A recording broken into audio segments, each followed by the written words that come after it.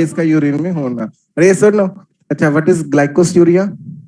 Urine में glucose का होना। अरे सुनो, तो यूरिया शब्द जो यूज होता है वो यूरिन के लिए, मतलब यूरिन में अगर कोई चीज है और ब्लड में कोई चीज है तो उसके लिए एमिया।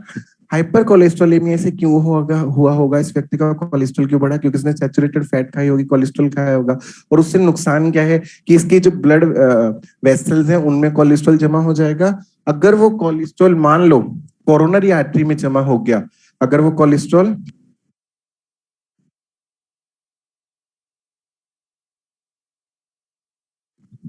इसकी आवाज को कम करना, मशीन कहाँ है इसकी आवाज कम करवाना थोड़ी।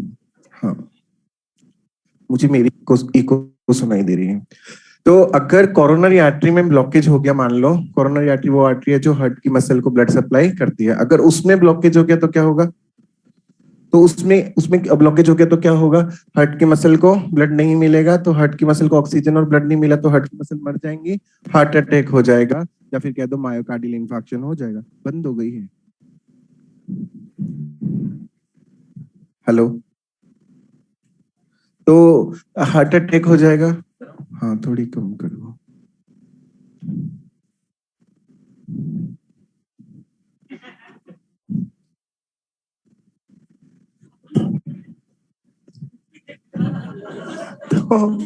तो अगर हार्ट की मसल को, चुप हो जाओ नालायक हो, हार्ट की मसल को अगर ब्लड नहीं मिला तो क्या हो जाएगा? हार्ट की मसल मर जाएंगी, मायोकार्डियल इंफार्क्शन, या फिर क्या हो जाएगा? हार्ट अटैक हो जाएगा। जो ओबेसिटी है ये ब्रॉड टर्म है। इसका मतलब क्या है देखिए, हाइपर कोलेस्ट्रोलेमिया वाले में तो सिर्फ कोलेस्ट्रॉल ज्यादा खाया था, फैट ज्यादा खाई थी, जबकि ओबेसिटी वाले ने सब कुछ ज्यादा खाया, सारी एनर्जी वाली चीजें ज्यादा खाई हैं। तो अगर एनर्जी ज्यादा हो गई किसी भी कारण से तो उसको फैट में कन्वर्ट कर दिया जाएगा और वो यहाँ तक जमा हो जाएगी, तो मोटापा ओबेसिटी हो जाएगी। तो क्या मैं कह दूं ओबेसिटी का एक कंपोनेंट है हाइपर कोलेस्ट्रोलेमिया? एक कंपोनेंट, ओबेसिटी एक ब्रॉड टर्म है। कॉम्प्लिकेशन इसकी भी वही होंगी। हाइपर विटामिनोसिस मतलब विटामिन ज्यादा हो गए, हाइपर विटामिनोसिस मतलब अगर विटामिन ए ज्यादा हो गया तो हाइपर विटामिनोसिस ए, अगर डी ज्यादा हो गया तो hyper vitaminosis D. Hyper vitaminosis A में क्या होता है, बॉडी पे फोड़ी फिंसियां निकल आती हैं। हाँ ठीक है, हेलो। तो बॉडी पे, स्किन पे फोड़े फिंसियां निकल आती हैं और खाना भी अच्छे से नहीं पचता, एनोरेक्सिया वगैरह हो जाता है। अच्छा, हाइपर विटामिनोसिस डी, जो विटामिन डी है वो कैसे बनता है? जब सनलाइट स्किन पे डलती है तो स्किन के अंदर विटामिन डी का फॉर्मेशन होता है। विटामिन डी का काम क्या है बताओ? कैल्शियम एब्जॉर्ब करवाना है इंटेस्टाइन से। तो अगर विटामिन डी बढ़ गया तो ज्यादा कैल्शियम एब्जॉर्ब हो जाएगा, तो बॉडी में ज्यादा कैल्शियम हो जाएगा, और ज्यादा कैल्शियम यहाँ तहां जमेगा तो सॉफ्ट टिश्यू का कैल्सिफिकेशन हो जाएगा। और अगर किडनी से ज्यादा कैल्शियम एक्सक्रीट होने लग गया तो रीनल स्टोन, किडनी के कैल्शियम के स्टोन बन जाएंगे। तो ये कॉम्प्लिकेशंस है। फिर फ्लोरोसिस, फ्लोरोसिस मान लो जैसे कईयों के घरों के पानी में फ्लोरीन की मात्रा बहुत ज्यादा होती है, और फ्लोरीन नुकसान करता है मेनली दांतों को और हड्डियों को। फ्लोरीन का कलर कौन सा होता है? ब्राउन। तो टीथ जो हैं और बोन अफेक्ट होते हैं, टीथ में ऐसे ब्राउन ब्राउन कलर के निशान आ जाते हैं, ब्राउन डिस्कलरेशन हो जाती है। सर वो तो गुटके की वजह से भी हो सकता है, लेकिन कोई अच्छे घर की लेडीज हैं उसके दांतों पे ब्राउन निशान है, तो ऐसे थोड़ा कि आप गुटखा खाते हो क्या? तो सर्कमस्टेंशियल एविडेंस बता रहा है कि गुटके का केस नहीं है, जरूर जरूर जो है फ्लोरोसिस हुआ होगा। और इस ब्राउन डिस्कलरेशन ऑफ टीथ को बोलती है मॉटलिंग। क्या? Mottling of teeth. अच्छा, बोन जो है इसमें अगर फ्लोरीन जमा हो जाए तो बोन वीक हो जाती है, तो फ्रैक्चर के चांस बढ़ जाएंगे। फिर ये एनसीईआरटी के डिसऑर्डर्स हैं। ये वाला डिसऑर्डर तो अभी एनसीईआरटी ने ऐड किया, पहले तो बिल्कुल पीछे लिखा होता है एनसीईआरटी की बुक खत्म होने पर, अब चैप्टर में ऐड कर दिया गया है। और ये डिसऑर्डर पहले से ही सदियों से प्रेजेंट है। जॉन्डिस हम पढ़ चुके हैं, बिलीरुबिन अगर बढ़ गया तो पीला पीला पीलिया हो जाएगा, हरा हरा हरियर नहीं होता, क्योंकि बिलीवर्डिन जो है बढ़ेगा तो सही लेकिन उसकी कनेक्टिव टिश्यू से जुड़ने की टेंडेंसी नहीं होती। वॉमिटिंग, वॉमिटिंग को हिंदी में कहते हैं वमन या फिर उल्टी। क्या कहते हैं? उल्टी। पहले तो ये जानो सीधी क्या होता है। ये है सीधी। अगर पेरिस्टालसिस इसोफेगस से स्टमक की ओर हो उसे कहते हैं सीधी पेरिस्टालसिस, और उल्टी में उल्टी पेरिस्टालसिस होती है फ्रॉम स्टमक टू इसोफेगस, इसलिए उल्टी का नाम उल्टी है ना। जो अगर रिवर्स पेरिस्टालसिस होगी तो स्टमक कंटेंट बाहर आएगा, लेकिन रिवर्स पेरिस्टालसिस हमारा गुण नहीं है। रिवर्स पेरिस्टालसिस गाय भैंसों का गुण है। क्या? क्यों? क्योंकि गाय भैंसों में क्या टेंडेंसी रहती है, जैसे उन्हें चारा दे दिया, अब उन्हें पता है कि पता दोबारा मिलेगा कि नहीं मिलेगा, तो एक बार क्या करती हैं, वो सारा चारा भुक्खड़ों की तरह खा ले जाती हैं। उनका स्टमक जो होता है, र्यूमिनेटिंग स्टमक, 5 चैम्बर्ड होता है, 5 चैम्बर्ड होता है, वो सारा चारा उसमें डाल लेती हैं और फिर रिवर्स पेरिस्टालसिस करके धीरे धीरे उसको वापस चबाती रहती हैं, जुगाली करती रहती हैं, र्यूमिनेशन करती रहती है। तो ये गुण गाय भैंसों का है, रिवर्स पेरिस्टालसिस हमारा गुण नहीं है। हमारे अंदर रिवर्स पेरिस्टालसिस स्पेशल कंडीशंस में होती है। फॉर एग्जांपल, हमारे अंदर प्रोटेक्टिव रिफ्लेक्स एक तरह का, मान लो हमने कुछ गंदा खा लिया, स्पाइसी खा लिया, या फिर कोई पॉइजनस चीज खा ली, तो बॉडी हमारी रिवर्स पेरिस्टालसिस उस कंडीशन में करवा के वो चीज को बाहर निकालने की कोशिश करेगी। और बॉडी किसको मैसेज देती है? मेडुला एब्लोंगेटा के वॉमिटिंग सेंटर को। इसी पर पिछले जो है 2 साल पहले क्वेश्चन आया था कि वॉमिटिंग सेंटर कहाँ होता है। एनसीईआरटी में मेंशन्ड है, मेडुला के अंदर वॉमिटिंग सेंटर प्रेजेंट रहता है।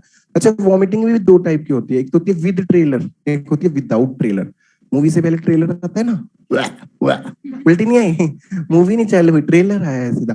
गेटिंग नोजिया, इसे कहते हैं उल्टी, जैसे मन को उल्टी नहीं आई, हो रहा सब नोजिया। विद ट्रेलर वाली उल्टी, विदाउट ट्रेलर वाली उल्टी सीधा ही गेटिंग नॉन। अब तुम समझे विदाउट ट्रेलर वाली, विदाउट नोजिया वाली वॉमिटिंग को प्रोजेक्टाइल वॉमिटिंग क्यों बोलते हैं? क्योंकि सीधा ही वॉमिटिंग आई, व्यक्ति को झुकने का समय नहीं मिलेगा, सीधा तो प्रोजेक्टाइल बनेगा। तो इसे कहते हैं, नहीं मजाक की बात करनी है, प्रोजेक्टाइल वॉमिटिंग कहते हैं। अरे ऐसा और नो, समझ आया? उसके बाद आते हैं डायरिया कॉन्स्टिपेशन पर।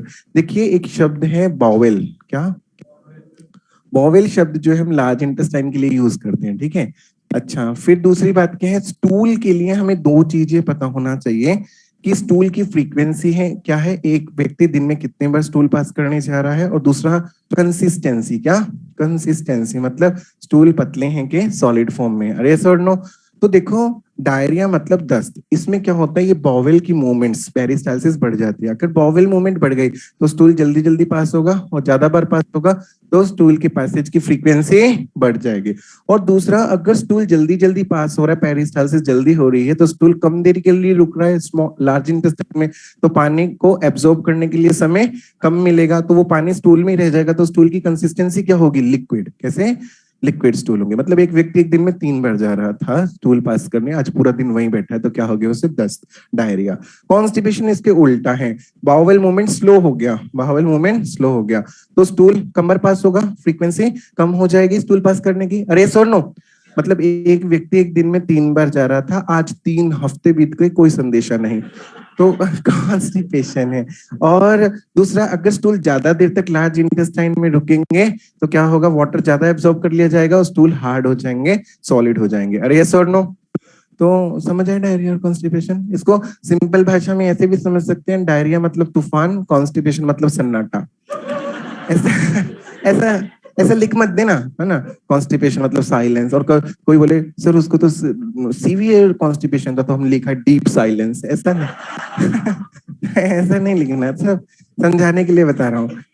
इंडाइजेशन क्या है? अपच। इंडाइजेशन क्या है?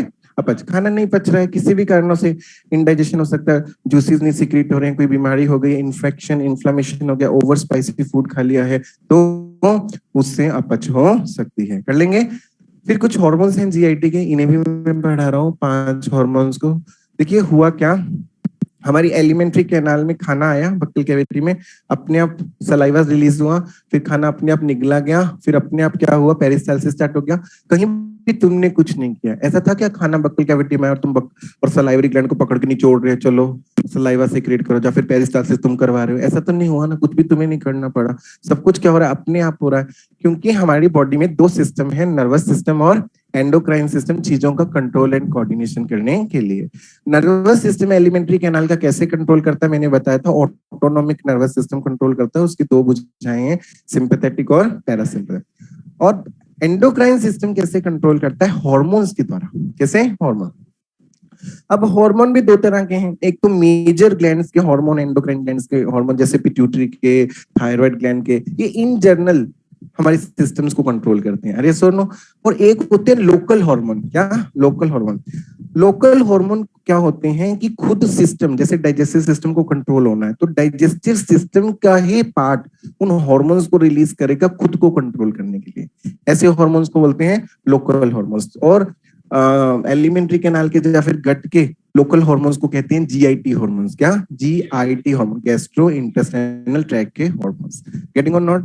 देखिए वैसे तो हार्मोन बहुत सारे हैं, लेकिन ये 5 इंपॉर्टेंट हैं, इन्हें हमें पढ़ना है। पहले जब एम्स का पेपर होता था तो एम्स के पेपर में ऐसा कभी नहीं हुआ कि उन्होंने हार्मोन पे क्वेश्चन ना पूछा, हमेशा एक क्वेश्चन हार्मोन पे जरूर आता था। तो ध्यान से इसे सुनेंगे। पहला हार्मोन है सेक्रेटिन। देखो मैं हार्मोन के बारे में तुम्हें बेसिक चीजें बता दूं।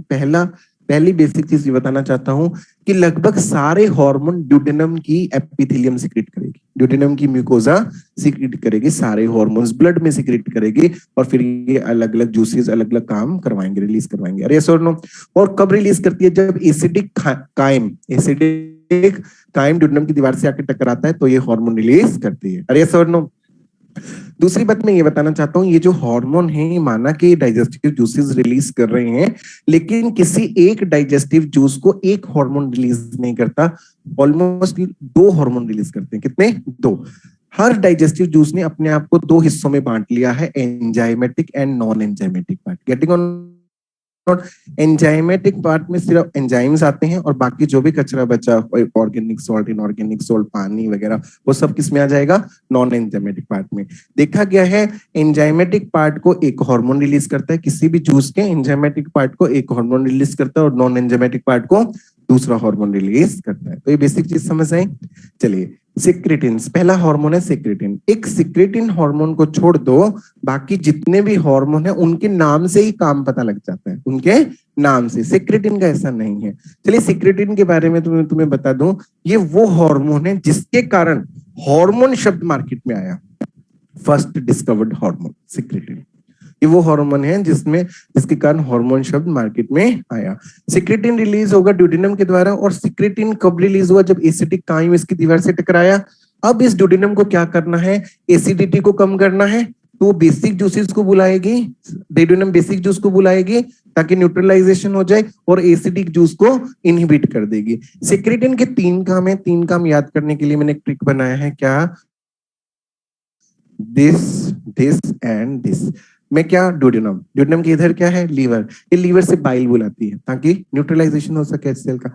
इधर क्या है? ड्यूडेनम के पैंक्रियास से पैंक्रियाटिक जूस बुलाती है ताकि न्यूट्रलाइजेशन हो सके। और ऊपर कौन है? स्टमक, उसके गैस्ट्रिक जूस को इनहिबिट करती है। क्यों? क्योंकि वो तो एसिडिटी और बढ़ाएगा। तो दिस एंड दिस, समझे? तो इस ट्रिक से याद रखना है कि ये बाइल को रिलीज करवाती है, ये पैंक्रियाटिक जूस को रिलीज करवाती हैं, और गैस्ट्रिक जूस को इनहिबिट करती हैं। गेटिंग और नॉट? लेकिन सर आपने कब तो कहा था एंजाइमेटिक पार्ट को अलग, नॉन एंजाइमेटिक पार्ट को अलग हार्मोन रिलीज करता है। तो बाइल के केस में एंजाइमेटिक नॉन एंजाइमेटिक होता ही नहीं है, सब कुछ ही नॉन एंजाइमेटिक है, एंजाइम तो इसमें है ही नहीं। और गैस्ट्रिक जूस को हम बुला ही नहीं रहे हैं, उसको तो इनहिबिट कर रहे हैं, तो उसमें भी एंजाइमेटिक नॉन एंजाइमेटिक की बात नहीं है। एंजाइमेटिक नॉन एंजाइमेटिक की बात किसमें है? पैंक्रियाटिक जूस में। सर पैंक्रियाटिक जूस के कौन से पार्ट को बुला रहा है सिक्रेटिन? तो नॉन एंजाइमेटिक पार्ट को। बताओ क्यों? क्योंकि यहाँ न्यूट्रलाइजेशन करना है, एंजाइमेटिक पार्ट थोड़ा करेगा। नॉन एंजाइमेटिक पार्ट के पास इनऑर्गेनिक सॉल्ट है, वही तो आके न्यूट्रलाइज करेगा, है कि नहीं? तो सर फिर पैंक्रियाटिक जूस के एंजाइमेटिक पार्ट को कौन रिलीज करेगा? तो नाम देखो, पैंक्रियोजाइमिन। नाम से समझ आ रहा है, पैंक्रियाटिक जूस के एंजाइमेटिक पार्ट को रिलीज करने वाला हार्मोन पीजेड, पैंक्रियोजाइमिन। कर लेंगे। फिर देखिए ये बहुत इंपॉर्टेंट हार्मोन है सीसी के, कोलसिस्टोकाइनिन। कोल माना बाइल, सिस्ट माना गोल ब्लैडर, काइनिन माना रिलीज करवाना। गोल ब्लैडर से बाइल को रिलीज करवाने वाला हार्मोन, तो बाइल को रिलीज करवाएगा। अरे यस और नो? क्वेश्चन करेंगे, बाइल को रिलीज करवाता है, किसका लोटा गिरा है? क्वेश्चन है बाइल को कौन सा हार्मोन रिलीज करवाता है? ऑप्शन सिक्रेटिन, ऑप्शन 2 है कोलसिस्टोकाइन, ऑप्शन 3 बोथ जाएगा ना भाई, सिक्रेटिन भी और कोलसिस्टोकाइन भी बोथ जाएगा। बोथ नहीं है तो सीसी के जाएगा, क्योंकि सिक्रेटिन के तो और काम भी है, इसका तो एक ही काम है। गेटिंग और नॉट? उसके बाद आते हैं गैस्ट्रिन पर। देखिए गैस्ट्रिन इकलौता हार्मोन है जो ड्यूडेनम सीक्रेट नहीं करती, नाम से पता लग रहा है कौन रिलीज करता है इसे? स्टमक। याद करो मैंने तुम्हें स्टमक में गैस्ट्रिक ग्लैंड पढ़ाई थी, उसमें एंटेरो एंडोक्राइन सेल पढ़ाए थे। जब तुमने घर जाके मॉड्यूल से पढ़ा होगा तो एंटेरो एंडोक्राइन सेल के टाइप लिखे होंगे, उसमें एक जी सेल भी लिखा होगा जो गैस्ट्रिन हार्मोन का सिक्रेशन करता है। और नाम से ही पता लग रहा है ये एक तो गैस्ट्रिक जूस का सिक्रेशन करवाएगा और दूसरा गैस्ट्रिक मोटिलिटी को भी बढ़ाएगा। मोटिलिटी मतलब स्टमक के पेरिस्टालसिस मूवमेंट को भी बढ़ाएगा। अरे यस और नो? फिर आते हैं एंटेरोगेस्ट्रोन। देखिए ये वो हार्मोन है जो 6-7 साल पहले स्टेट पीएमटी का फेवरेट क्वेश्चन था और बहुत ही बार पूछा जाता था। अब तो नहीं आता, लेकिन फिर भी मैं इसे करवा रहा हूँ क्योंकि ये बहुत फेवरेट क्वेश्चन था। एंटेरोगेस्ट्रोन को याद रखने का ये सबसे बेस्ट तरीका है कि ये करता क्या है। एंटेरोगेस्ट्रोन की काम है इनवर्सली प्रोपोर्शनल टू गैस्ट्रिन। तो मतलब ये क्या करेगा, गैस्ट्रिक जूस को इनहिबिट करेगा, गैस्ट्रिक मोटिलिटी को भी कम करेगा। देखिए एंटेरोगेस्ट्रोन के नाम बदली हुए वीआईपी, एक नाम है जीआईपी। ये अलग हार्मोन नहीं है, ये भी एंटेरोगेस्ट्रोन ही है। एंटेरोगेस्ट्रोन प्लस कोई एक काम एक्स्ट्रा करने लग गया कोई हार्मोन तो उसका नाम बदली हो गया। मतलब वैसोएक्टिव इंटेस्टाइनल पेप्टाइड है तो एंटेरोगेस्ट्रोन वाले काम ही करेगा, लेकिन एक काम एक्स्ट्रा करने वाले लग गया, इंटेस्टाइन की मोटिलिटी बढ़ाने लग गया। ये है गैस्ट्रिक इंसुलिनोट्रोपिक पेप्टाइड, ये भी एंटेरोगेस्ट्रोन ही है, लेकिन ये एक काम एक्स्ट्रा करने लग गया, इंसुलिन जैसे काम करने लग गया। गेटिंग और नॉट? कोई नहीं पूछता, पहले आता था इस पे क्वेश्चन। ठीक है, ये हार्मोन बहुत इंपॉर्टेंट है। देखिए 2-3 साल पहले क्या हुआ था, मैंने क्लास में ऐसे ही बताया था बच्चों को क्या कि एम्स वालों ने नई थीसिस लिखी हैं, आउट की हैं। उस थीसिस में लिखा हुआ है कि कोलसिस्टोकाइनिन और पैंक्रियोजाइमिन दोनों अलग अलग हार्मोन नहीं है, एक ही है। सीसी के पीजेड इनका नया नाम है। ऐसा मैंने बच्चों को ऐसे ही बताया था मजाक मस्ती के मूड से। 7 बैचेस में से 6 बैचेस में बताया था, ठीक है। और मुझे नहीं पता था कि उसी साल एम्स वाले क्वेश्चन दे देंगे और 6 बैचेस की तो चांदी हो गई और एक बैच जो था नालायक था तो उसका नुकसान हो गया। ये हुआ क्या सर, ये बताओ। अब तो एनसीईआरटी ने भी नाम मेंशन कर दिया, एंडोक्राइन के एनसीईआरटी में देखना सीसी के पीजेड को अलग नहीं लिखा, सीसी के पीजेड एक साथ लिखा है। हुआ क्या, बाद में डिस्कवर हुई तो पता लगा कि ये एक ही मॉलिक्यूल है। जब वो बाइल रिलीज करेगा तो उसका नाम सीसी के, और जब वो पैंक्रियाटिक जूस को रिलीज करवाएगा तो नाम पीजेड। क्वेश्चन आया था उस साल, बाइल को सॉरी पैंक्रियाटिक जूस को कौन रिलीज करवाता है, पैंक्रियाटिक जूस को कौन रिलीज करवाता है? तो ऑप्शन में क्या होना चाहिए था, सेक्रेटिन, ये नहीं था। जाफिर होना चाहिए था पैंक्रियाटिक जूस, ये भी नहीं था। ऑप्शन में था ये, और बच्चे तो कैसे टिक कर दें इसको, ये तो प्योरली बाइल को रिलीज करवाता है, लेकिन आंसर यही था। समझे कैसे? क्योंकि ये पैंक्रियोजाइमिन का जैसा काम भी कर सकता, दोनों एक ही है ना। तो ये बात आप ध्यान रखना। ये हो गए हार्मोन्स, ठीक है। डाइजेस्टिव सिस्टम यहाँ कंप्लीट हो गया है। एनसीईआरटी देंगे मुझे। कौन कौन बच्चा डाइजेस्टिव सिस्टम की एनसीईआरटी पढ़ के आया है?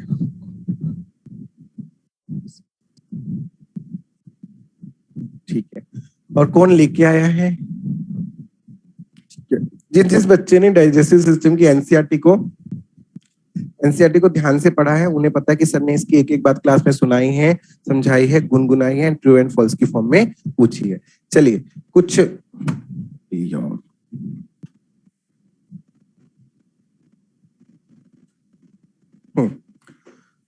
पेज नंबर 258 खोलेंगे जल्दी से। पेज नंबर 258, पेज नंबर 258 पे देखिए फिगर 16.1 बना है, दिख रहा है?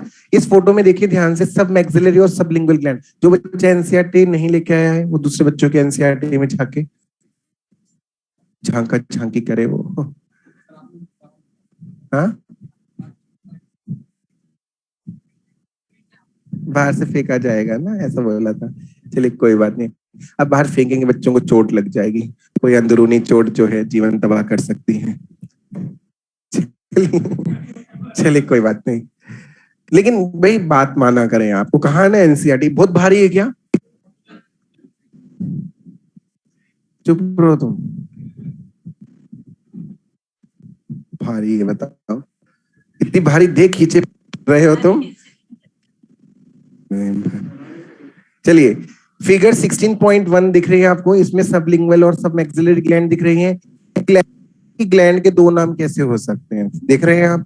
तो ये कौन सी ग्लैंड है? सबलिंगुअल है, सब मैक्सिलरी शब्द को काट लेंगे। फिर देखिए कॉलोन में पीले कलर का धागा दिख रहा है, कॉलोन में पीले कलर का धागा दिख रहा है, ये क्या है? Taenia coli. क्या है? Taenia coli.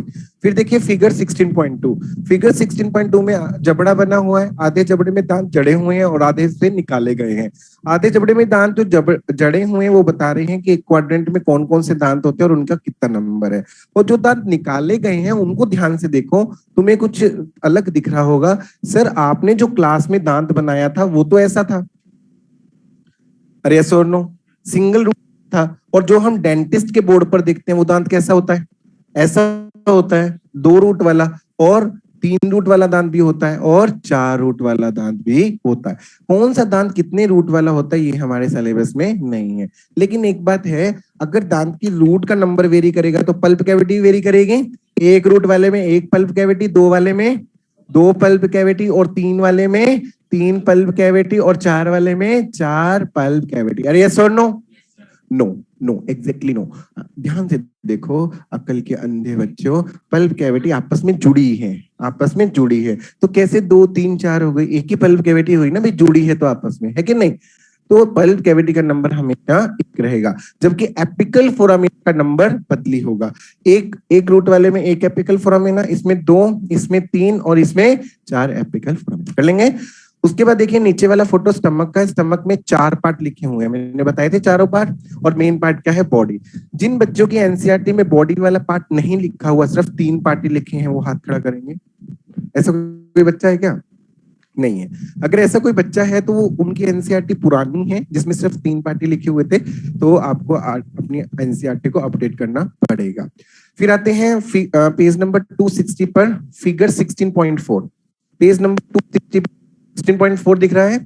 16.4 में देखिए cut section of alimentary canal है, चारों लेयर दिख रही हैं, सबसे अंदर वाली म्यूकोजा, सबसे बाहर वाली सीरोजा। अब ध्यान से सोच के जवाब देना, अगर मैं इस कट सेक्शन की सब म्यूकोजा में डोनर्स ग्लैंड दिखा दूं तो बताऊं कहां का कट सेक्शन है? कहां का कट सेक्शन है?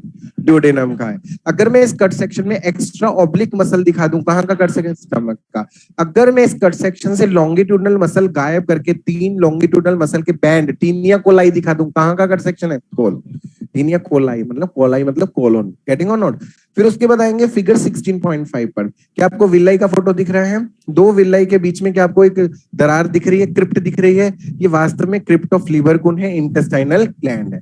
फिर मैंने आपको ये भी बताया था कि इंटेस्टाइन से विलाई से आने वाली लिम्फ कैपिलरी दूधिया रंग की हो जाती है, क्योंकि उसमें फैट एब्सॉर्ब होता है, इसलिए उसका नाम हो जाता है दूधिया वेसल, लैक्टियल। क्या? लैक्टियल। तो देखिए ध्यान से लिखा हुआ है ना वहां पर लैक्टियल। विलाई में देखो, विलाई की फोटो में लैक्टियल लिखा हुआ है, लिम्फ कैपिलरी ऑफ विलाई को लैक्टियल कहेंगे। फिर फिगर 16.6 देखो। फिगर 16.6 में duct system of liver and pancreas है, मैंने क्लास में बताया था, बहुत इंपॉर्टेंट फोटो है। एनसीईआरटी ने इसे अच्छे से लेबल नहीं किया है, तो हम इसे अच्छे से लेबल करते हैं। एनसीईआरटी ने लिखा है डक्ट फ्रॉम लीवर, आप क्या लिखना चाहेंगे? Right and left hepatic duct. Getting और नॉट? फिर उसके बाद एनसीईआरटी ने लिखा है डक्ट फ्रॉम गॉल ब्लैडर, आप क्या लिखना चाहेंगे? Cystic duct. फिर उसके बाद एनसीईआरटी ने लिखा है पैंक्रियाटिक डक्ट, आप क्या लिखना चाहेंगे? Main pancreatic duct, duct of Whitson. फिर उसके बाद हिपैटोपैंक्रियाटिक डक्ट के बाद जो टर्मिनल हिस्सा था उसका फूल गया था, हिपैटोपैंक्रियाटिक एम्पुला, एम्पुला ऑफ वेटर। इसने दिखाया नहीं एनसीईआरटी ने, हम वो भी दिखा सकते हैं। उसके बाद आते हैं पेज नंबर 263 पर, दिख रहा है? पेज नंबर 263 के ऊपर एक छोटा सा क्रॉस लगा लेंगे, हमें पेज नंबर 263 नहीं पढ़ना। पेज नंबर 263 पर ऊपर एक क्रॉस लगा लेंगे। क्यों नहीं पढ़ना है हमें पेज नंबर 263? क्योंकि इसमें जो रिएक्शंस लिखी हैं एंजाइमेटिक रिएक्शंस, उनमें थोड़ी सी गड़बड़ है। फॉर एग्जांपल फर्स्ट पीला डब्बा देखिए, फर्स्ट पीला डब्बा, क्या ट्रिप्सिन, काइमोट्रिप्सिन, कार्बोक्सीपेप्टाइडेज का काम सेम है? नहीं है। हाँ, ये कार्बोक्सीपेप्टाइडेज का काम लिखा है डाइपेप्टाइड का बनना, जबकि ट्रिप्सिन और काइमोट्रिप्सिन तो पेप्सिन की तरह लार्ज पेप्टाइड बनाते थे। फिर चौथा पीला डब्बा के जस्ट ऊपर वाली लाइन देखिए, चौथे पीले डब्बे के जस्ट ऊपर वाली line, nucleases in the pancreatic juice act on nucleic acid to form nucleotides. Nucleoside नहीं बनते, क्योंकि न्यूक्लियोटाइड तो तब बनेंगे जब इंटेस्टाइनल जूस का न्यूक्लियोटाइडेज एंजाइम आएगा। तो आप देख रहे हैं, तो इस पे बहुत सारी गड़बड़ है, तो आपको इस पेज को नहीं पढ़ना। एक बात मैं और बता दूं, जहां भी कॉन्ट्राडिक्शन हो कि सर वहां तो ये लिखा है, वहां ये लिखा है, आपने लिखवाया, तो मैंने जो लिखवाया है वो पूर्णतः सत्य है और वो अटल है, उसी को आपको फॉलो करना है, कहीं भी अगर कॉन्ट्राडिक्शन आए तो। उसके बाद आते हैं पेज नंबर 264 पर, नीचे एब्जॉर्प्शन वाला पैराग्राफ, 264 पर नीचे एब्जॉर्प्शन वाला पैराग्राफ है, इसे भी क्रॉस कर लो, इसे भी हमें नहीं पढ़ना है। सर ने तो बताया कि कौन सी चीज कैसे एब्जॉर्ब होती है, एक्टिव से पैसिव से, बनाया था ना फोटो एक, उसी से आपको याद करना है। फिर पेज नंबर 265 पर एक डब्बा बना है, टेबल 16.1, ये बनाया था सर ने क्लास में। इसमें माउथ की जगह क्या करना है? Buccal cavity. गेटिंग और नॉट? कौन सी चीज और कहाँ एब्जॉर्ब होती है, उसका डब्बा है। फिर डिसऑर्डर्स पर आते हैं। देखिए डिसऑर्डर में jaundice, vomiting, diarrhoea, constipation, indigestion लिखा है, और इसमें वॉमिटिंग में देखिए सेकंड लाइन में क्या लिखा है? वॉमिटिंग सेंटर कहाँ प्रेजेंट है? मेडुला के अंदर। फिर उसके बाद आएंगे पेज नंबर 267 पर। पेज नंबर 267 पर समरी की थर्ड लास्ट लाइन देखिए क्या लिखी है, third last line, most of the water is absorbed in large intestine. इस लाइन का मतलब ये कदापि नहीं है कि सबसे ज्यादा पानी लार्ज इंटेस्टाइन में एब्सॉर्ब होता है, इसका मतलब ये है लार्ज इंटेस्टाइन में जो चीजें एब्सॉर्ब होती हैं उसमें सबसे ज्यादा क्या एब्सॉर्ब होता है, वाटर। अदरवाइज मैक्सिमम वाटर कहां से एब्सॉर्ब होता है, स्मॉल इंटेस्टाइन से। इस तरह से डाइजेस्टिव सिस्टम होता है आपका कंप्लीट। इसके जो क्वेश्चन एक्सरसाइज के वो कर लें, उसमें जो 5% क्वेश्चन है वो आपसे नहीं बनेंगे, 2 to 5% क्वेश्चन। क्यों? क्योंकि जो फिजियोलॉजी है वो इंटरकनेक्टेड है, तो एक्सक्रीटरी सिस्टम के, सर्कुलेटरी सिस्टम के, ब्लड चैप्टर के क्वेश्चन कुछ डाइजेस्टिव सिस्टम में दे रखे हैं, तो इसकी वजह से वो क्वेश्चन नहीं बनेंगे। तो धीरज रखना, वो क्वेश्चन आगे सॉल्व हो जाएंगे। गेटिंग और नॉट? स्टार्ट करते हैं रेस्पिरेटरी सिस्टम। रेस्पिरेटरी सिस्टम पहले सुन लो, फिर मैं तुम्हें नोट करना बताऊंगा क्या नोट करना है इसमें, पहले सुन लेंगे, है ना। रेस्पिरेटरी सिस्टम स्टार्ट करें, मैं बताऊंगा क्या नोट करना है इस पूरे बोर्ड में से बाद में। पहले रेस्पिरेटरी सिस्टम का इंट्रोडक्शन सुनेंगे। देखिए हमने डाइजेस्टिव सिस्टम के इंट्रोडक्शन वाले पार्ट को, ओरिएंटेशन को बहुत अच्छे से सुना, तो आज फायदा क्या हुआ, डाइजेस्टिव सिस्टम हमारे दिमाग में फाइल्स की फॉर्म में स्टोर है, स्ट्रक्चर, फंक्शन, एक एक पार्ट, ग्लैंड, जूस, फिर फंक्शन में 5 हेडिंग, इंजेक्शन, डाइजेशन, याद आया। उसी तरह से आज रेस्पिरेटरी सिस्टम स्टार्ट हो रहा है, तो इसका ओरिएंटेशन दूंगा कि इसे हमें कैसे पढ़ना है, तो बहुत ध्यान से सुनेंगे। रेस्पिरेटरी सिस्टम का क्या रोल था, ये किस तरह से सेल की खातिरदारी कर रहा था, बताओ। रेस्पिरेटरी सिस्टम, हाँ, ये एनवायरनमेंट से ऑक्सीजन जुटा करके सेल को प्रोवाइड कर रहा था। अरे यस और नो? नो, ये अधूरी इंफॉर्मेशन है। इसका एक काम और है, एक तो एनवायरनमेंट से ऑक्सीजन जुटाना, और दूसरा सेल से एक गैसियस मेटाबॉलिक वेस्ट रिलीज होता है CO2, उसको भी बाहर मुक्त करवाना किसका काम है, रेस्पिरेटरी सिस्टम का। तो रेस्पिरेटरी सिस्टम का एक नहीं 2 काम है। देखो हुआ क्या, जब इस सेल के पास ऑक्सीजन पहुंची थी तो इसने क्या किया था, ग्लूकोज को ऑक्सीजन की प्रेजेंस में तोड़कर एनर्जी बनाई थी, और साथ में बना था मेटाबॉलिक वेस्ट। अब 2 तरह के मेटाबॉलिक वेस्ट तुम्हारे काम के हैं, तुम्हारे सिलेबस में बहुत इंपॉर्टेंट है। एक तो है गैसियस मेटाबॉलिक वेस्ट, कौन सा, CO2, और दूसरा है नाइट्रोजिनस मेटाबॉलिक वेस्ट, मतलब वो वेस्ट जिसके केमिकल फॉर्मूला में क्या है, नाइट्रोजन है। याद आया, अमोनिया, यूरिया, यूरिक एसिड। ये जो नाइट्रोजनस वेस्ट है ये बहुत घातक है, बहुत पॉइजनस है। याद आया, सायरन 2 जब अमोनिया बना था। तो ये इतने टॉक्सिक वेस्ट है, इनको बाहर निकालने का काम किसको दिया गया है, एक्सक्रीटरी सिस्टम को, किडनीज को दिया गया है। जबकि गैसेस टाइप के मेटाबॉलिक वेस्ट CO2 को बाहर निकालने का काम रेस्पिरेटरी सिस्टम को दिया गया है। तो रेस्पिरेटरी सिस्टम के 2 काम समझ आए, ऑक्सीजन जुटाना और CO2 को मुक्त करवाना। अच्छा बताओ, इस स्टेप को तुमने डाइजेशन में क्या कहा था, एसिमिलेशन, और इसी को तुम रेस्पिरेशन में क्या कहोगे, मैंने बताया था। रेस्पिरेशन में ऑक्सीजन के रिस्पेक्ट में बात करते हैं, तो इसी स्टेप का नाम क्या हो जाता है, सेलुलर रेस्पिरेशन। याद आया, फर्स्ट लेक्चर में मैंने आपको बताया था। इस स्टेप पर एनसीईआरटी के फर्स्ट पैराग्राफ की फर्स्ट लाइन से 2 क्वेश्चन फ्रेम होते हैं, ध्यान से सुनेंगे। पहला क्वेश्चन क्या है, इनडायरेक्ट। दूसरा क्वेश्चन है कैटाबॉलिक रिएक्शन। मतलब देखिए, आपको ऐसा लग रहा है कि ऑक्सीजन ग्लूकोज का जो ऑक्सीडेशन है वो डायरेक्टली कर रही है, हाँ डायरेक्टली सर, एक स्टेप में तो हो रहा है reaction, directly oxygen use glucose का ऑक्सीडेशन कर रही है, जबकि ऐसा नहीं है। ये रिएक्शन मल्टी स्टेप रिएक्शन है, glycolysis, link reaction, Krebs cycle, oxidative phosphorylation, हाँ उसमें लास्ट में ऑक्सीजन यूज होती है। तो ऑक्सीजन ग्लूकोज का डायरेक्ट ऑक्सीडेशन नहीं करती, इनडायरेक्ट ऑक्सीडेशन करती है। कर लेंगे क्वेश्चन। फिर दूसरा क्वेश्चन है, इस रिएक्शन में एनर्जी बन रही है, और जिस रिएक्शन में एनर्जी बनती है उसे क्या कहते हैं, कैटाबॉलिक। तो जूलॉजी के एनसीईआरटी में इस रिएक्शन को क्या कहा गया है, कैटाबॉलिक। जबकि बॉटनी के एनसीईआरटी में इसी रिएक्शन को कहा गया एम्फीबॉलिक। क्यों? क्योंकि बॉटनी वालों ने मल्टी स्टेप में देखा क्या क्या हुआ, कहीं एनर्जी यूज हुई और कहीं एनर्जी बनी। तो कहीं ये रिएक्शन एनाबॉलिक था, कहीं कैटाबॉलिक था, तो मिला के क्या हो गया, एम्फीबॉलिक। बॉटनी वालों को स्टेप से मतलब है, जूलॉजी वालों को एंड रिजल्ट से मतलब है। बताओ फाइनल, बताओ क्या हुआ, नेट लॉस हुआ कि गेन हुआ, गेन हुआ, तो हमारे अकॉर्डिंग कैटाबॉलिक है। लेकिन सर बच्चे क्या करें, बेचारे बच्चे एग्जाम में कैसे पहचाने बॉटनी का क्वेश्चन है, जूलॉजी का क्वेश्चन है, ऑप्शन से। ऑप्शन अगर जूलॉजी वाले हैं तो समझ लेना जूलॉजी से क्वेश्चन है तो कैटाबॉलिक, अगर बॉटनी वाले ऑप्शन है तो एम्फीबॉलिक। कर लेंगे। अच्छा, उसके बाद इस चैप्टर को स्टार्ट करते हैं, रेस्पिरेटरी सिस्टम को इसी शब्द से स्टार्ट करते हैं, what is respiration. What is respiration, छोटी क्लास में बोलो, बैठ के बोलो। इसे ब्रीदिंग कहते हैं। ब्रीदिंग तुमने बहुत सिंपल भाई कर दिया। ऑक्सीजन अंदर लेते हैं, CO2 बाहर निकालते हैं ना, रेस्पिरेशन हो गया। चलिए कोई बात नहीं, आपने कोशिश की, अच्छी बात है। सुनिए, रेस्पिरेशन की रट्टी रटाई डेफिनेशन 6th क्लास की मैडम हमें रटवाती थी। रेस्पिरेशन की डेफिनेशन क्या है? Process of oxidation of organic compound to release energy, ये डेफिनेशन रटते थे। आज इस डेफिनेशन का मतलब समझते हैं हम, है ना। रेस्पिरेशन मतलब process of oxidation of organic compound to release energy.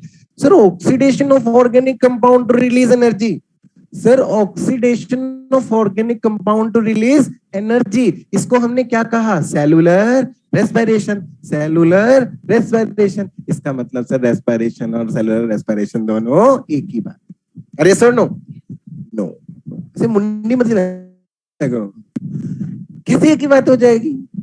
Respiration और सेलुलर, सर आपने तो लिखा, हमने क्या कहा? देखो रेस्पिरेशन आपने लिखा oxidation of organic compound to release energy, और इसे क्या कहते हैं? Cellular respiration. तो respiration is equal to cellular respiration. अरे इस शब्द को कौन देखेगा? तुम इसको अंडर एस्टिमेट करके इस शब्द को, क्यों सर इस शब्द में ऐसा क्या है? अब मैं बताता हूं क्या है। ये लक्ष्य है, एम है, फाइनल स्टेप है जो हमें रेस्पिरेशन में करवाना है। फाइनल स्टेप क्या है? Cellular respiration. लेकिन इसको करवाने के लिए जो जो तुमने पापड़ बेले, जो जो प्रोसेस किए, वो भी रेस्पिरेशन की डेफिनेशन में इंक्लूड है। सर बताएंगे आपने क्या क्या पापड़ बेले इस एम को पाने के लिए? इस एम को पाने के लिए मैंने पहला पापड़ बेला, मैंने ऑक्सीजन को एनवायरमेंट से जुटाया, ब्रीदिंग की मैंने। अरे यस और नो? फिर इस ऑक्सीजन को ब्लड में डाला, डिफ्यूजन करवाया मैंने ऑक्सीजन का। अरे यस और नो? फिर तीसरा स्टेप ब्लड से ट्रांसपोर्ट करवाया ऑक्सीजन को। फिर चौथा स्टेप फिर से डिफ्यूजन करवाया टिश्यू को देने के लिए। अरे यस और नो? फिर पांचवा स्टेप, फाइनल स्टेप, उस ऑक्सीजन को यूज करवाया, सेलुलर रेस्पिरेशन। समझ आया? तो सेलुलर रेस्पिरेशन तो मेरा एम था, लेकिन ऑक्सीजन को यहां तक लाने के लिए जो जो पापड़ बेले वो भी रेस्पिरेशन की डेफिनेशन में इंक्लूड है। इसलिए एनसीईआरटी बिल्कुल सत्य बोलती है क्या? कि respiration include 5 step. Respiration include 5 step. पहला ब्रीदिंग, दूसरा डिफ्यूजन, तीसरा ट्रांसपोर्ट, चौथा डिफ्यूजन और पांचवा सेलुलर रेस्पिरेशन। गेटिंग और नॉट? दोबारा देखें, पहला स्टेप क्या है? ब्रीदिंग, मतलब ऑक्सीजन को अंदर लेना। ऑक्सीजन को अंदर लेना, कहां तक अंदर लेना? एल्वेलाई तक। कहां तक अंदर लेना? एल्वेलाई। गेटिंग और नॉट? अब ऑक्सीजन एल्वेलाई पर तक आ गई, लेकिन क्या बॉडी के सारे सेल, क्या सारे टिश्यू एल्वेलाई के डायरेक्ट कांटेक्ट में है? नहीं है। तो इस ऑक्सीजन को टिश्यू तक पहुंचाना पड़ेगा, तो इस ऑक्सीजन को ब्लड में डालना पड़ेगा। तो एल्वेलाई की दीवार और ब्लड वेसल की दीवार को क्रॉस करना पड़ेगा इस ऑक्सीजन को। अरे यस और नो? कौन से तरीके से क्रॉसिंग होगी? डिफ्यूजन।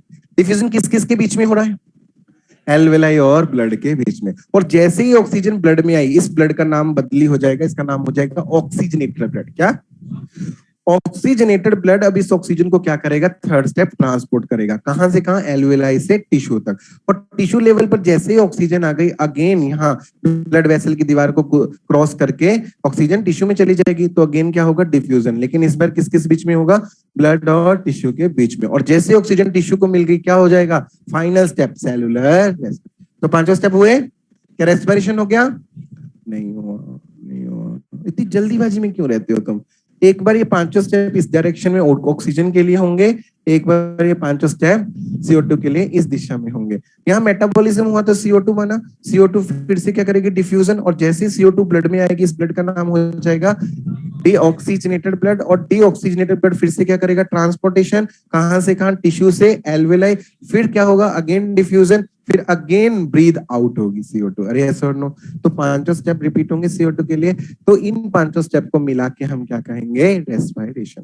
तो इस चैप्टर को हमें इन्हीं 5 हेडिंग में पढ़ना है। ओरिएंटेशन लेंगे, पहले ब्रीदिंग पढ़ेंगे, फिर डिफ्यूजन, फिर ट्रांसपोर्ट, फिर डिफ्यूजन, फिर सेलुलर रेस्पिरेशन।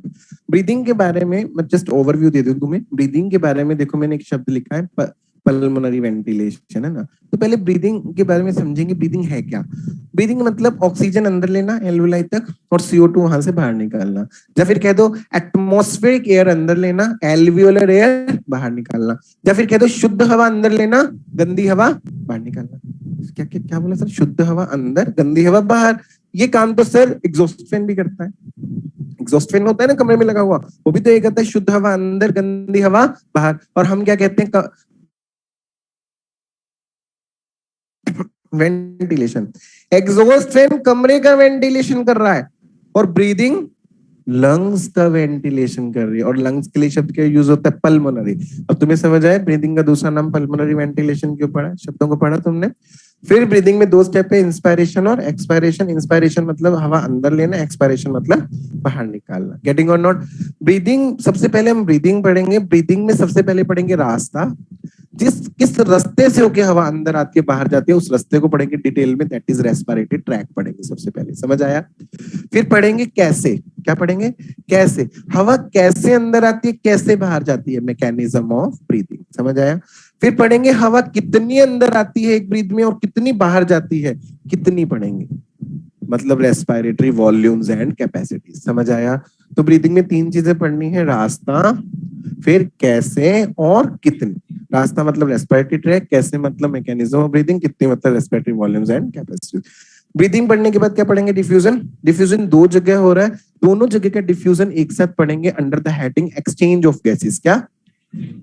वास्तव में आप देखो ये दो जगह पर, एल्वियोलर लेवल पर, टिश्यू लेवल पर एक्सचेंज हो रहा है। एक्सचेंज का मतलब क्या होता है? एक हाथ दे, एक हाथ ले, एक हाथ दे, एक हाथ ले, एक हाथ दे, एक हाथ ले। Getting on? तो एक्सचेंज ऑफ गैसेस हो रहा है। कौन से तरीके से हो रहा है डिफ्यूजन? तो इन दोनों डिफ्यूजन को एक ही हेडिंग में पढ़ेंगे, एक्सचेंज ऑफ गैसेस। फिर तीसरा पार्ट क्या पढ़ेंगे? Transport of gases. ट्रांसपोर्ट में पहले ऑक्सीजन का ट्रांसपोर्ट, फिर CO2 का ट्रांसपोर्ट। फिर ये वाला डिफ्यूजन तो हमने पढ़ लिया। फिर पांचवा स्टेप सेलुलर रेस्पिरेशन हम नहीं पढ़ेंगे, ये बॉटनी वाले सर पढ़ाएंगे। Glycolysis, link reaction, Krebs cycle, है ना? गेटिंग और नॉट? अच्छा एक बात तुम्हें बताऊं, जैसे डाइजेस्टिव सिस्टम की जान कौन था? पैंक्रियाटिक जूस और इंटेस्टाइनल जूस, है कि नहीं? तुमने जैसे ही उसको पढ़ा था कॉन्फिडेंस आ गया था चैप्टर में, अरे यस और नो? चैप्टर की पूरी जान निकल गई थी। उसी तरह से रेस्पिरेटरी सिस्टम की जान है ये टॉपिक, ट्रांसपोर्ट ऑफ ऑक्सीजन। बहुत इंपॉर्टेंट है, बहुत इंपॉर्टेंट, बहुत ज्यादा इंपॉर्टेंट और बहुत ज्यादा टफ है। इतना टफ है कि इसमें तुम्हारे तोते उड़ेंगे नहीं, दब जाएंगे, मर जाएंगे, और कईयों के तोते तो पुनर्जन्म भी ले लेंगे। इतना टफ पार्ट है ट्रांसपोर्ट ऑफ ऑक्सीजन। तो मैं एक दो लेक्चर में से पूरा पढ़ाऊंगा अच्छे से, बहुत अच्छे से, फिर पूरा काट देंगे, और हो सके तो हम ट्रांसपोर्ट ऑफ ऑक्सीजन वाले पार्ट को जला देंगे। और एक ट्रिक याद रखेंगे जिससे हमारे सारे क्वेश्चन लेस देन 3 सेकंड में हो जाएंगे, और वो ट्रिक सुनना चाहेंगे? क्या है? बस इतने सी ट्रिक थी, दिस और दिस। इतना हम इजी कर देंगे इस टॉपिक। जो जितना टफ टॉपिक होगा ना, कार्डियक सेकंड कितना टफ है, बच्चों को डर लगता है, हम उसे भी लेस देन 3 सेकंड में रिवीजन हो जाए, एक ट्रिक बताऊंगा। तो जो जितना टफ टॉपिक होगा हम उसकी उतनी अच्छे से जान निकालेंगे, इतनी जान निकाल देंगे कि इस टॉपिक को देने वाला कर साइंटिस्ट आज जिंदा होता, शायद दोबारा मर जाता। तो लेकिन वहां तक पहुंचने के लिए, उस ट्रिक तक पहुंचने के लिए हमें सर के सारे लेक्चर्स को बहुत ध्यान से सुनना पड़ेगा। समझ आया? तो क्या स्टार्ट करना है हमें? ब्रीदिंग। और ब्रीदिंग में भी सबसे पहले स्टार्ट क्या करना है? Respiratory tract. अरे यस और नो? तो आपको नोट क्या करना है? इसमें से कुछ भी नोट नहीं करना, हार्मोन्स नोट करने हैं, और ये वाला पार्ट, ठीक है? हार्मोन्स, जीआई, डाइजेस्टिव सिस्टम में, और फिर रेस्पिरेटरी सिस्टम नोट करेंगे, और जल्दी नोट करेंगे, नो क्वेश्चंस, नोट करेंगे। ये मिटा दूं? ये नोट कर लिया, एमी और यूरिया? ये एमी और यूरिया लिखो जल्दी से।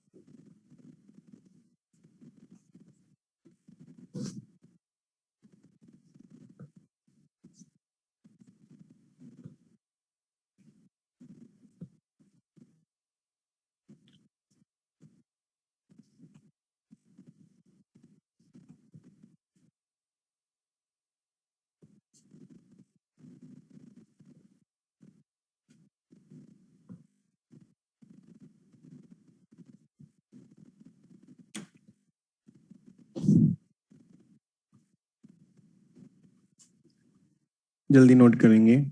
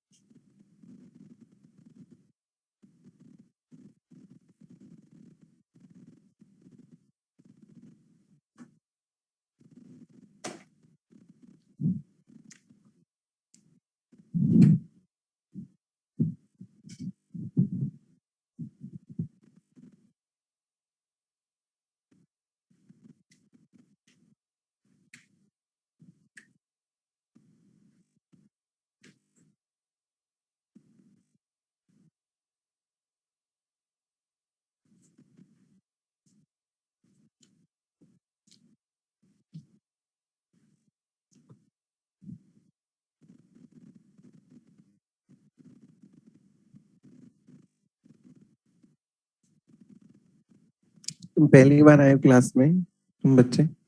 तुम? अच्छा, तुमने कोई क्लास मिस की है मेरी? नहीं की? हाँ, अच्छा। ये तुम्हारे बाल नजर नहीं आए मुझे? तुम्हारे भी बड़े बड़े बाल हैं, तो मैं तुम्हें भी टोक देता। पहले चोटी करके आते थे। ऐसे कैसे नजर नहीं आए? देखो ऐसे कर रहा है नालायक। ऐसे मत कर, बाल तेरे आ ही कम रहे हैं।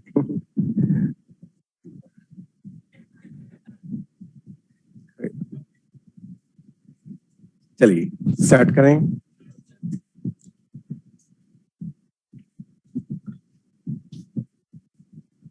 सबसे ज्यादा फायदा ये उन बच्चों को रहता है, कर्ली बालों वालों को, है ना? कंघी नहीं करनी, उसको पीछे वाले को कंघी नहीं करनी पड़ती, है ना? कभी तो कंघा गुम हो जाता होगा अंदर। ये भगवान,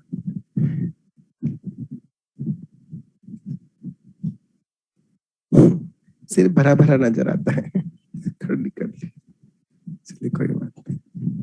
क्या साइड हो जाऊं मैं?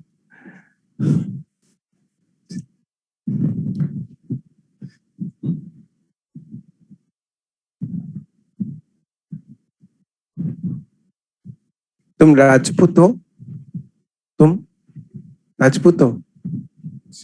वही तुम्हारा टिपिकल वेशभूषा वैसी है, लेकिन ऐसा हॉस्पिटल में मत जाना ऐसा बन के, पेशेंट डर जाएंगे। हाँ। क्या क्या करके? नहीं नहीं, कबीर सिंह तो काफी भ्रष्ट था। ये बच्चा ऐसा थोड़ा होगा, ऐसे हो क्या तुम? हमारे हॉस्टल में तो तुम ही रहते हो ना।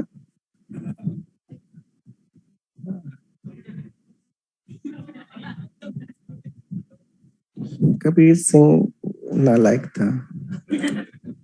चलिए स्टार्ट करते हैं। तुम मुझे समय दो, मैं तुम्हें कंसेप्ट दूंगा, ठीक है? तो लास्ट है, बंद करेंगे इसके बाद क्लास, फिर तुम चाहे बोर्ड उखाड़ के घर ले जाना। स्टॉप राइटिंग, तुरंत प्रभाव से बंद करेंगे लिखना। एक एक बात को ध्यान से सुनेंगे। हमें ब्रीदिंग में सबसे पहले रास्ता पढ़ना है, लेकिन मैंने एक मिसलेनियस टॉपिक की हेडिंग डाली है, उसके बाद पढ़ेंगे रेस्पिरेटरी ट्रैक। टॉपिक को बीच में बंद करके मिसलेनियस टॉपिक। देखिए मैंने तुमसे वादा किया था, मेरा टॉपिक जिस पार्ट को टच करेगा उसके क्वेश्चन मैं करवाऊंगा, तो एनिमल डाइवर्सिटी वाला पार्ट है, एनसीईआरटी का इस चैप्टर का सेकंड पैराग्राफ है, तो ध्यान से सुनिए। एनसीईआरटी ने कहा सर आप हायर ऑर्गेनिज्म हो, मैमल हो, आपके अंदर multicellular structure, organ system level of organization है, तो आपके अंदर रेस्पिरेटरी स्ट्रक्चर, लंग्स शोभा भी देते हैं। लेकिन सर कल्पना कीजिए अमीबा, क्या वो एक सेल वाला जीव मल्टी सेलुलर स्ट्रक्चर लंग्स को घसीटता फिरेगा? शोभा ही नहीं देता उसको। तो उसके पास रेस्पिरेटरी स्ट्रक्चर्स क्या होंगी हमें देखना है, मतलब दूसरे जानवरों के पास रेस्पिरेटरी स्ट्रक्चर्स क्या है। तो हमने पूरे ब्रह्मांड के जानवरों को इन फाइलम्स में बांटा। आपको पता है इनमें कौन आता है? प्रोटोजोआ में अमीबा, इसमें स्पॉन्जिस, इसमें जटाओं वाले जानवर, हाइड्रा वगैरह जटाएं होती हैं लंबी लंबी।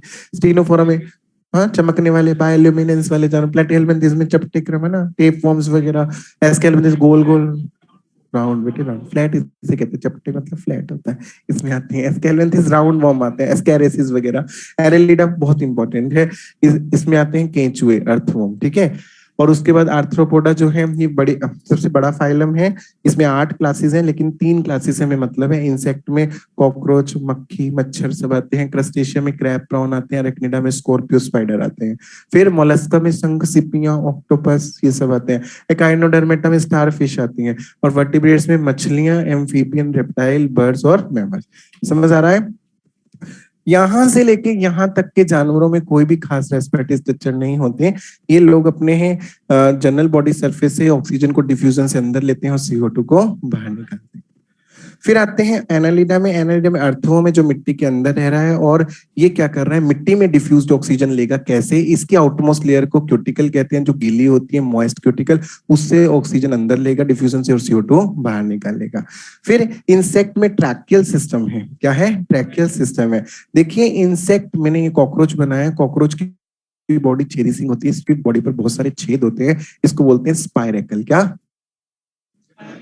तो इंसेक्ट की बॉडी के ऊपर छेद होते हैं, स्पाइरेकल्स, और ये स्पाइरेकल्स खुलते हैं पतली पतली ट्यूब्स में, पतली पतली ट्यूब में, जिनको बोलते हैं ट्रैकियल ट्यूब्स। और मजे की बात ये है कि ये ट्रैकियल ट्यूब्स डायरेक्ट कांटेक्ट में है बॉडी के सेल्स की। तो सर इसमें मजा क्या है? तुम इधर देखो ना, इसकी ट्रैकियल ट्यूब बॉडी के सेल्स के डायरेक्ट कांटेक्ट में नहीं थी, तो ऑक्सीजन को वहां छोड़ के आना पड़ा, ब्लड की जरूरत पड़ी, बॉडी फ्लूइड की जरूरत पड़ी। लेकिन यहाँ पर बॉडी फ्लूइड का कोई रोल ही नहीं, डायरेक्ट ऑक्सीजन स्पाइरेकल से अंदर आएगी, सेल को मिलेगी और CO2 बाहर चली जाएगी। तो एक क्वेश्चन यहाँ से आता है इंसेक्ट से, क्या कि कौन से जानवरों में बॉडी फ्लूइड का कोई रोल नहीं होता एक्सचेंज ऑफ गैसेस करवाने में? इंसेक्ट में। और दूसरा क्वेश्चन यहाँ से फ्रेम होता है एवोल्यूशन से, इसकी कौन सी स्ट्रक्चर हमारे एक्सटर्नल नॉस्ट्रिल से के एनालॉगस है? स्पाइरेकल्स, स्पाइरेकल, इसके छेद स्पाइरेकल, हमारे छेद एक्सटर्नल नॉस्ट्रिल। उसके बाद इन जानवरों में बताओ कौन से जानवर पानी में रहते हैं, कौन से धरती पे रहते हैं? क्रैब पानी में रहते हैं तो गिल्स होंगे, स्कॉर्पियो स्पाइडर धरती पे रहते हैं तो लंग्स होंगे। ईश्वर ने हवा में से ऑक्सीजन निकालने के लिए लंग्स बनाए हैं और पानी में से ऑक्सीजन निकालने के लिए गिल्स बनाए हैं। इन जानवरों के जब हम गिल्स और लंग्स को दिखते हैं गूगल पर, तो ये जब खुलते हैं ऐसा लगता है कोई किताब खुल रही है, तो इसके बुक गिल्स, बुक लंग्स। फिर मोलस्का का कैरेक्टरिस्टिक कैरेक्टरिस्टिक प्रॉपर्टी होती है इसकी मेंटल कैविटी। क्या? Mantle cavity. इसमें ऐसी पंख जैसी स्ट्रक्चर होती है, इस पंख जैसी स्ट्रक्चर को बोलते हैं टेनिडियम। क्या बोलते हैं? टेनिडियम। और वास्तव में इसके क्या है? गिल्स हैं। फिर एकाइनोडर्मेटा में कौन आती है? स्टारफिश आती है। कौन आता है? स्टारफिश। और इसकी एक बहन है, ऐसा समझ लो इसको मैरास्मस हो गया, तो बहुत पतली पतली सी टांगों वाली इसकी एक बहन है, बहुत पतली है ना, ब्रिटल स्टार। क्या? Brittle star. तो इकाइनोडर्मा, स्टारफिश, ब्रिटल स्टार आते हैं। इकाइनोडर्मेटा का कैरेक्टरिस्टिक प्रॉपर्टी होती है ट्यूब फिट। याद आया? Tube fit. वहीं इससे लोकोमोशन करवाती हैं, वहीं रेस्पिरेशन, वही एक्सक्रीशन भी करवाती हैं। तो इकाइनोडर्मेटा में ट्यूब फिट से हम रेस्पिरेशन भी कर सकते हैं, और डर्मल ब्रैंक, इसकी स्किन पर कुछ कांटे लगे होते हैं, उससे भी ये रेस्पिरेशन कर सकते हैं, ब्रीदिंग कर सकते हैं। और ब्रिटल स्टार तो जेनाइटल पोर से भी एक्सचेंज ऑफ गैसेस का। फिर वर्टिब्रेट में फिश गिल से, और रेप्टाइल एज मैमल्स लंग्स से।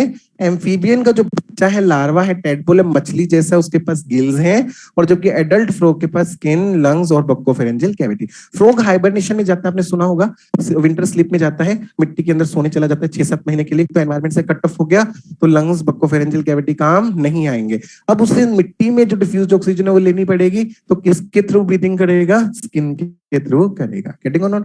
जो बच्चा कह रहा है सर मैं पूरा चार्ट नहीं याद कर सकता, तो मत करना, जब भी क्वेश्चन आएगा इन तीनों में से एक आएगा, एनेलिडा, इंसेक्ट या फिर एम्फीबियन। इन तीनों में से ही एक क्वेश्चन आएगा। और एक पुराना क्वेश्चन करवा रहा हूं, पॉजिटिव प्रेशर ब्रीदिंग सीन। आजकल तो नहीं दिखा गया क्वेश्चन, पुराना क्वेश्चन है। पॉजिटिव प्रेशर ब्रीदिंग सीन, देखिए हमारे अंदर नेगेटिव प्रेशर ब्रीदिंग है, मतलब हमारी डायफ्राम कॉन्ट्रैक्ट होती है और अंदर नेगेटिव प्रेशर क्रिएट करती है, हवा अपने आप सक होती है। तुम्हें नहीं लेना पड़ता, वॉलंटरी ऐसे करके लेनी पड़ती है कि नहीं। जबकि फ्रॉग के अंदर, एडल्ट फ्रॉग के अंदर, एडल्ट एम्फीबियन के अंदर डायफ्राम नहीं है, तो उसे हवा को अंदर लंग्स में धक्का मारना पड़ता है। Positive pressure breathing. तो याद करना, नेगेटिव प्रेशर ब्रीदिंग हम में है, पॉजिटिव प्रेशर ब्रीदिंग एम्फीबियन में है, या फिर कह दो एडल्ट फ्रॉग में है। फिर एनसीईआरटी का सेकंड पैराग्राफ की फर्स्ट लाइन क्या बोलती है? सर इस लिस्ट को देख के आपको ये बात तो अच्छे से पता लग गई होगी कि किसी भी जीव के अंदर रेस्पिरेटरी स्ट्रक्चर का होना डिपेंड करता है उसके हैबिटेट पर और लेवल ऑफ ऑर्गेनाइजेशन पर। हैबिटेट पर मतलब घर पर, पानी में रहने वाले के पास गिल्स होंगे, धरती पर रहने वाले के पास लंग्स होंगे, और डिपेंड करता है लेवल ऑफ ऑर्गेनाइजेशन पर। यूनिसेलुलर के पास सिंपल स्ट्रक्चर और मल्टीसेलुलर के पास कॉम्प्लेक्स स्ट्रक्चर। कर लेंगे। फिर आते हैं अपने टॉपिक पर। ब्रीदिंग में सबसे पहले क्या पढ़ना है? रास्ता, रेस्पिरेटरी ट्रैक। एनसीईआरटी ने क्या किया? रेस्पिरेटरी ट्रैक को दो हिस्सों में बांट दिया, कंडक्शन जोन या फिर conduction part, exchange zone, exchange part. हुआ क्या? हमने एलिमेंट्री कैनाल डाइजेस्टिव सिस्टम पढ़ा था। सबसे पहले माउस से लेके एनस तक का ओवरव्यू लिया था, फिर एक एक पार्ट को डिटेल में स्टडी किया था।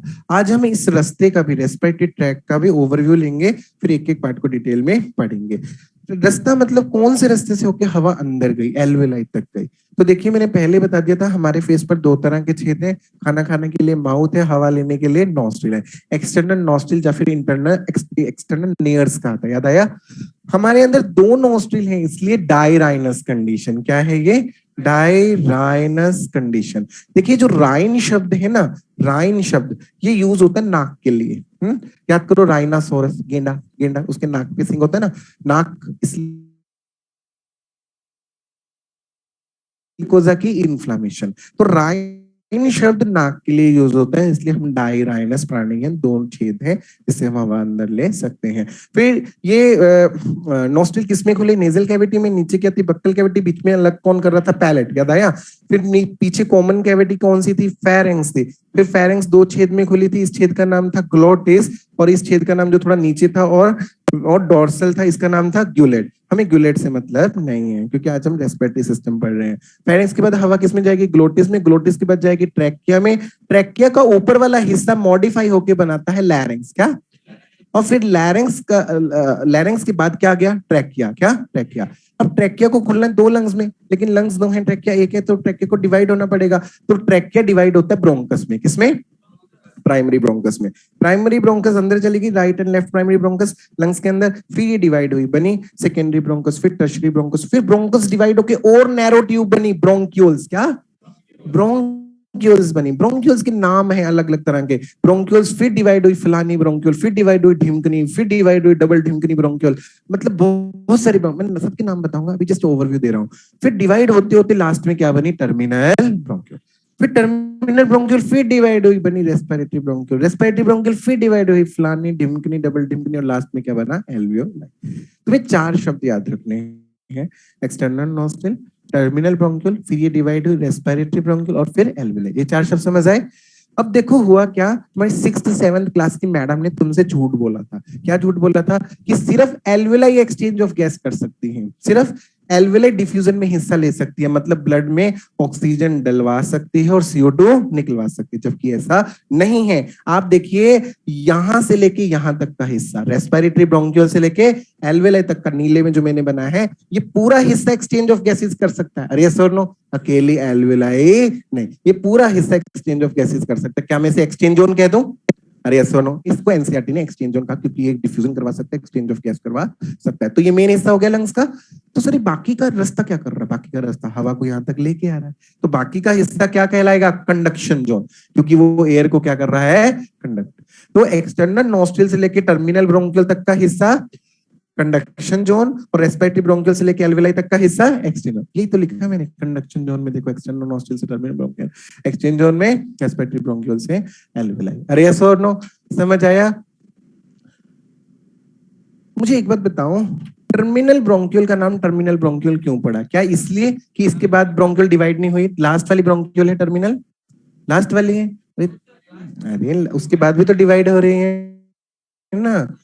टर्मिनल ब्रोंक्यूल का नाम टर्मिनल इसलिए पड़ा क्योंकि ये कंडक्शन जोन की लास्ट ब्रोंक्यूल है। अरे यस और नो, इसके बाद भी ब्रोंक्यूल्स है, लेकिन ये कंडक्शन जोन की लास्ट ब्रोंक्यूल है।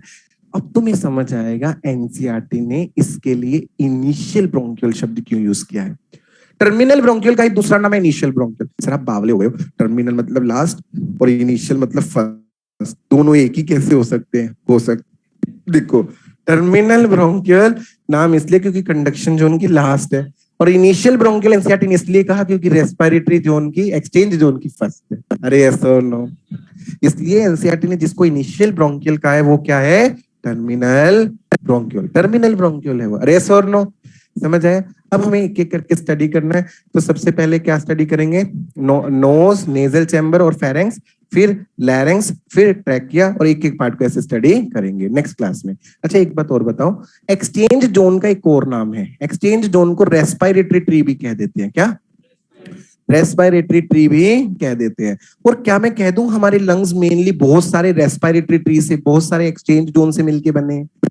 तो बहुत सारे रेस्पिरेटरी ट्री, बहुत सारे एक्सचेंज जोन से ही मिलके हमारे लंग्स बने। कर लेंगे। एक सड़ा सा क्वेश्चन करते हैं, फिर बंद करता हूं मैं, वाणी को विराम दूंगा। सड़ा सा क्वेश्चन क्या है? रेस्पिरेटरी पैसेज बताइए, रेस्पिरेटरी पैसेज का सही सीक्वेंस बताइए। Nasal cavity, pharynx, glottis, larynx, या फिर nasal cavity, pharynx, larynx, glottis?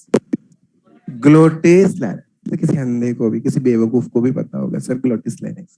हाँ, यही बेवकूफ बच्चे जब गूगल खोल लेते हैं ना तो ज्यादा होशियार बन जाते हैं, क्योंकि एक्चुअल में ईएनटी की बुक्स जब आप एमबीबीएस में पढ़ोगे, एक्चुअल में देखोगे तो लैरिंक्स के अंदर होता है ग्लोटिस, और उसके ऊपर वाला हिस्सा सुप्रा ग्लोटिस, नीचे वाला हिस्सा सब ग्लोटिस। गेटिंग और नॉट? तो एमबीबीएस में जब ये एमसीक्यू आता है तो आंसर होता है लैरिंक्स देन ग्लोटिस। अरे यस और नो, लेकिन हमें वहां नहीं जाना है। 12th लेवल पे लैरिंक्स की एंट्री को ग्लोटिस कहा जाता है, तो पहले ग्लोटिस फिर लैरिंक्स। गेटिंग और नॉट? नोट करेंगे इसे। आपको दिए गए हैं 10 मिनट। खुश तो बहुत होगे तुम।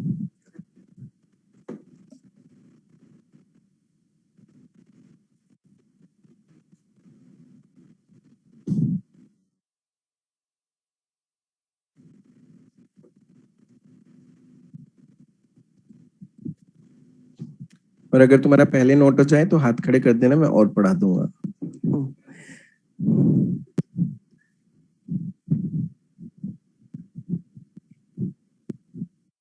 ऐसे केसेस में बच्चे धमकी दे देते हैं आजू बाजू वालों को, देख तो हाथ खड़ा करेगा ना तो देखना फिर। ये देखो,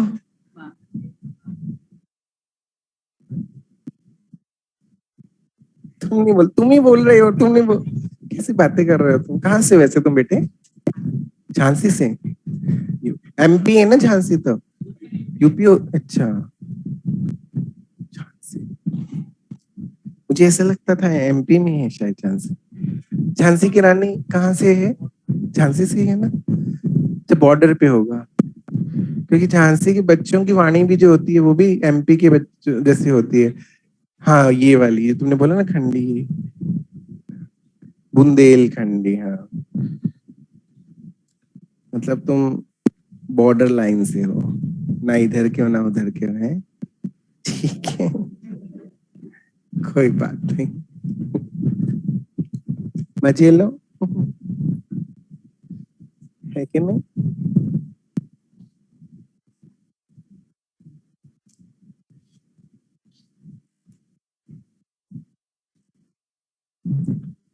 नहीं, नहीं पूछने, बोलो बोलो, अच्छा बोलो, रो मत देना, बोलो।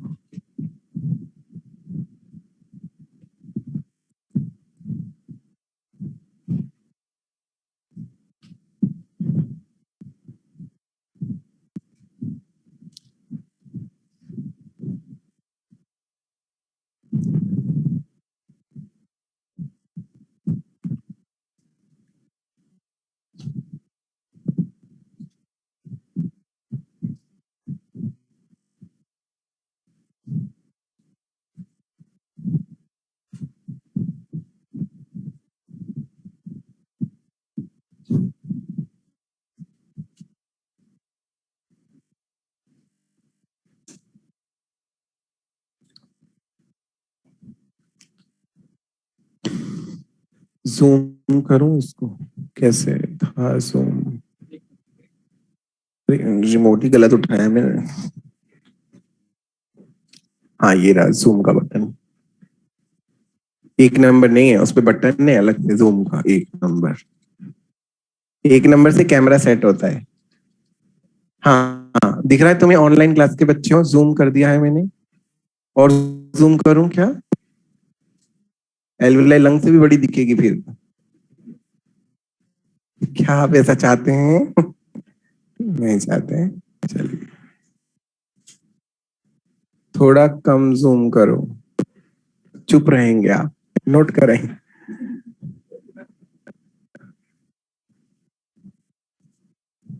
क्या,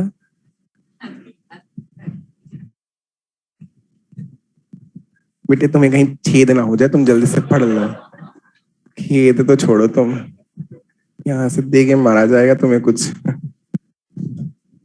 नोट करो, तुम कब से क्या कर रहे हो, तुम एक लंग्स बना के बैठे हो एकदम। हाँ?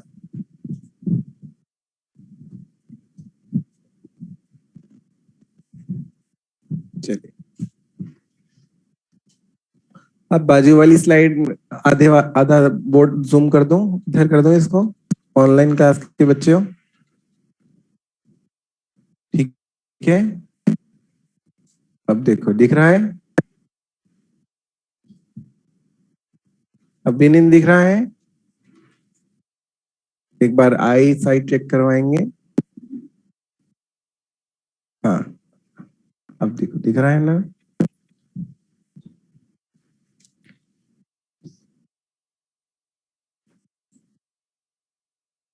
चलिए 5 मिनट है, कुछ पढ़ाओ, कौन बच्चा कहता है सर पढ़ाओ, आप इससे पीट सकते हैं। डाउट पूछने वाला था, अभी तक नंबर नहीं आया तुम्हारा डाउट का, जो था पढ़ाए भी नहीं, अभी तक एक चैप्टर है। बच्चा कौन सी भाषा बोलता है, मुझे सच्ची में समझ, मास्क उतार के थोड़ा बंद कर। हाँ बोलो, कौन सा शब्द है, कौन सा हार्मोन, पैरट नहीं, पैरा, पैरट, पैरेथ हार्मोन, हाँ, पीटीएच, पैरेथ हार्मोन, हाँ, ये एंडोक्राइन सिस्टम में पढ़ोगे तुम, पैराथायरॉयड ग्लैंड जो है उसे सिक्रीट करती है, आगे एंडोक्राइन सिस्टम में पढ़ोगे तुम। और एक्स्ट्रा,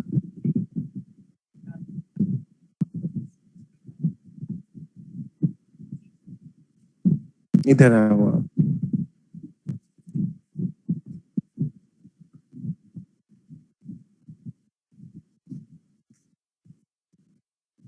नहीं नहीं, ऐसा कुछ नहीं, इसमें इसमें आना चाहिए था, एस्ट्राडायोल, ES आना चाहिए था, ये स्पेलिंग गलत हो गई है। प्रोजेस्टेरॉन एंड एस्ट्राडायोल, ठीक है। एस्टेरॉन का ही वो है, ये एक टाइप कह दो या फिर उसका एक वो है, कौन कॉन्फॉर्मेशनल वो कहते हैं ना इसको, ठीक है। ये तुम हार्मोन में पढ़ोगे, एस्ट्राडायोल। वो एक्स नहीं है, एक्स को काट लेना, एस आएगा उसकी जगह। चलिए,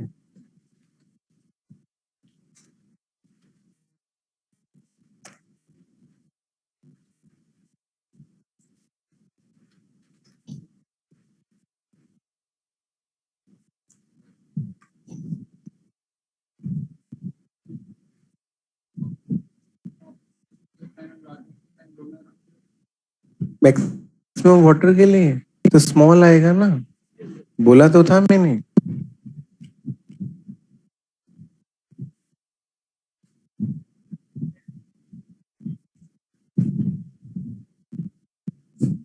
प्लांट में होती, प्लांट सेल में होती है, एनिमल सेल में नहीं होती। नहीं होती, होती है बेटे, होती होती, समझी, होती है। Link reaction, glycolysis, link reaction, फिर उसके बाद क्रेब्स साइकिल, फिर ETS चेन, एनिमल सेल की प्रॉपर्टीज भी हैं। ये वास्तव में एरोबिक रेस्पिरेशन है, वहां भी हो रही है, यहाँ भी हो रही है। अरे सर नो, वहां वो मतलब जो इंटरमीडिएट बनेंगे वो अलग तरीके से यूज होते हैं, लेकिन साइकिल चलेगी वहां।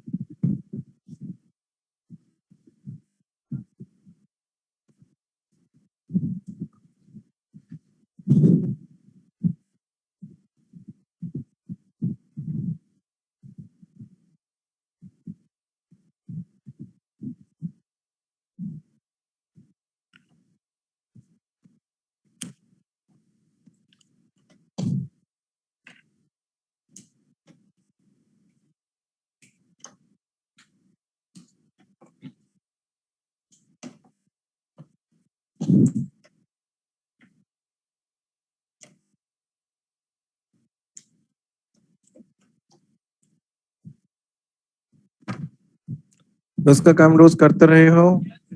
देखो मैं कह रहा हूँ, फिजियोलॉजी हमें इस तरह से तैयार करनी है कि लास्ट रिवीजन में हम फिजियोलॉजी छोड़ सकें। नहीं तो इतना फिजियोलॉजी को छोटा कर देना है, इतनी छोटी छोटी ट्रिक्स रिवीजन के लिए तैयार रखनी है कि less than 3 minute, less than 3 second में बड़े बड़े टॉपिक रिवाइज हो जाए। गेटिंग और नो, इसलिए मेरे साथ साथ फिजियोलॉजी को इतने अच्छे से पढ़ लो कि हम लास्ट में से छोड़ भी दें तो हमें दुख ना, ठीक है। चलिए, बहुत ही बुलंद आवाज में नारा लगाएंगे कि आप तैयार हैं। रोज का काम, रोज का काम। कुछ बच्चे बोल ही नहीं, तुम घुंघराले बाल वाले क्या कर रहे हो तुम? मास्क पहना हुआ है ना, ऐसे सुनाई। चलिए, रोज का काम। Thank you class. देखो